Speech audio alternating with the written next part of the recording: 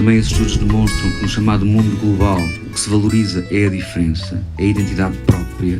As pessoas não querem a mesma coisa em todo o lado, não querem pastiches nem cópias, não querem, digamos assim, McDonald's em todos os sítios, porque elas existem, querem outras coisas e, de facto, Mafra tem um potencial incrível, parece-me, posso utilizar esta palavra, para utilizar o setor da cultura, o setor cultural, como quase obrigatório, como quase um fundamento obrigatório em todas as estratégias de desenvolvimento local.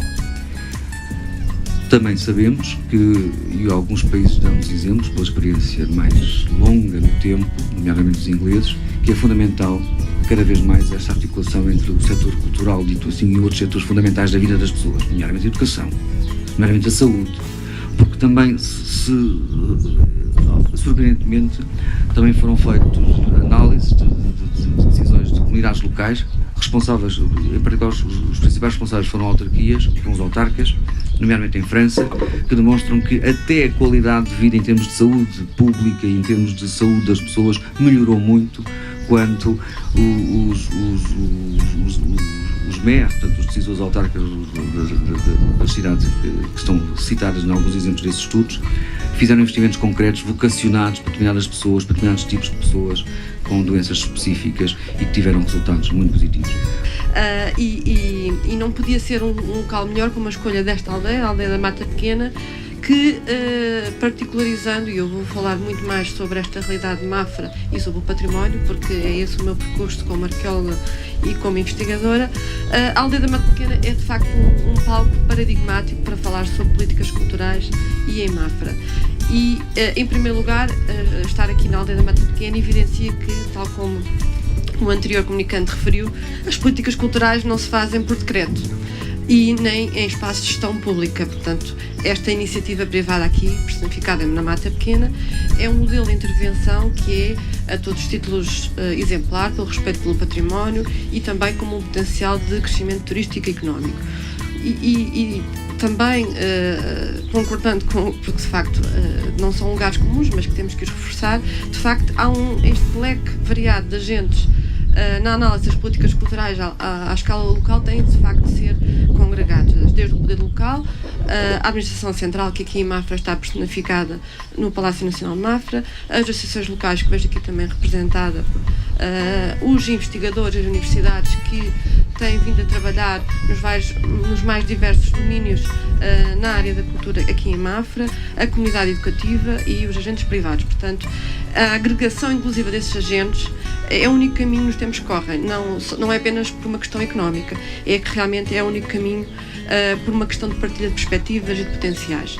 E da minha experiência dos 14 anos que estive aqui em Mafra, de facto, Mafra ainda pode percorrer um caminho na congregação desses agentes e pelas quais destaco naturalmente os meus colegas, os técnicos muito qualificados, vejo aqui alguns, pelo menos, que estão neste momento na Câmara Municipal de Mafra, e também é uma característica que podemos, que os novos municípios se salientam, é a elevada qualificação dos quadros, muitos deles com mestrados e doutoramentos, que qualificam e que mostram como a cultura que é efetuada a nível local tem os mais elevados padrões de qualidade.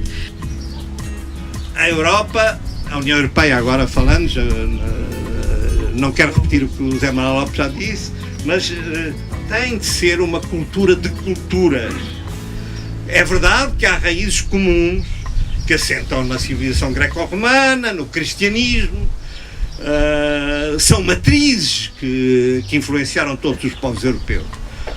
Mas completada depois pelo iluminismo, por vários outros movimentos e sobretudo também por outras diferenças que são muito importantes, designadamente o papel da mulher, o papel que a mulher progressivamente foi tendo na sociedade europeia e que noutras civilizações, como sabem, pelo menos até há muito pouco tempo não teve. E outros aspectos que foram muito importantes, como sabem, o cristianismo tem uma caracterização muito diferente de algumas religiões, que é dar a César o que é de César e a Deus o que é de Deus. Foi um dos aspectos muito importantes que caracterizou a civilização europeia. Conclusão. Os impactos diretos e indiretos do património e da cultura nas economias locais têm sido estudados, portanto, como o Zé Manuel já disse, ao nível da Europa e ao nível mundial. Há um professor americano chamado Stephen Fuller que sublinhou que, ao nível municipal, os resultados são estes. E não é completo, mas eu vou dizê-lo porque parece-me uma síntese. A cultura estimula a atividade local durante os períodos de construção e restauro de casas e equipamentos. Portanto, quando o município ou os particulares fazem um equipamento cultural ou reconstroem, ou restauram, reabilitam partes do centro histórico, ou isto tanto vale para o centro histórico como vale para um outro.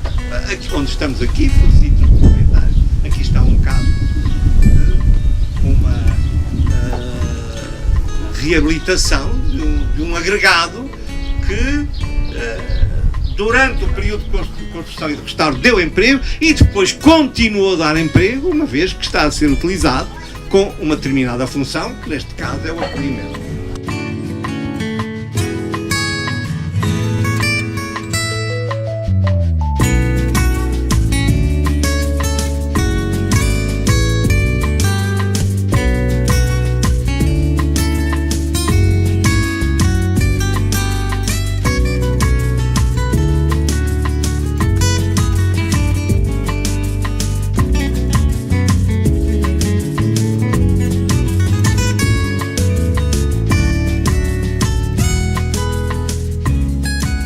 O projeto arrancou com 6 casinhas, mas a pouco e pouco, felizmente, fomos conseguindo também que os outros proprietários aderissem ao projeto também.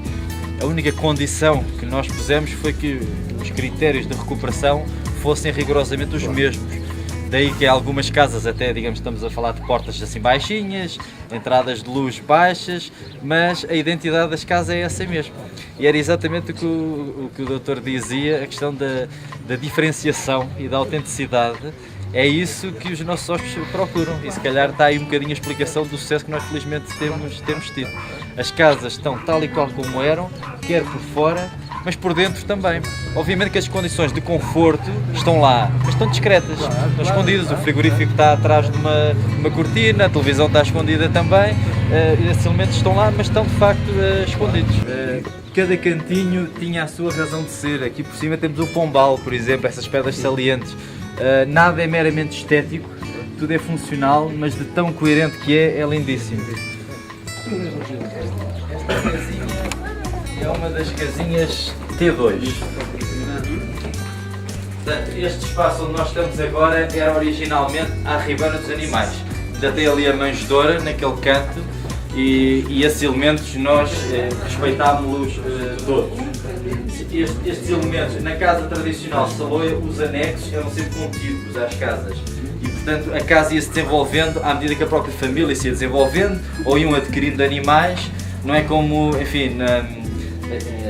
enfim, quer dizer, as casas eram muito orgânicas. Às vezes a morfologia do terreno acabava por ter importância também sobre a forma como a casa se desenvolvia. Por isso nós temos muitos casos em que se sobe de graus para ir da cozinha para a sala, porque de repente surgiu ali um rochedo e portanto a casa é que teve que vencer esse obstáculo. A zona social da casa era a cozinha, era aí que a família se reunia, era aí que se aquecia. O forno tinha a dupla função de servir para cozinhar, mas também para aquecer a casa. E de facto, esta aqui por ser uma casa do padeiro, por isso mesmo é que é maior. O mobiliário que nós utilizamos é todo daqui da zona. Portanto, não há peça que tenha feito uma viagem superior a 15 km, 20 km. Foram tudo peças que foram depois recuperadas por nós, neste bolseiro de Cheleiros, por exemplo.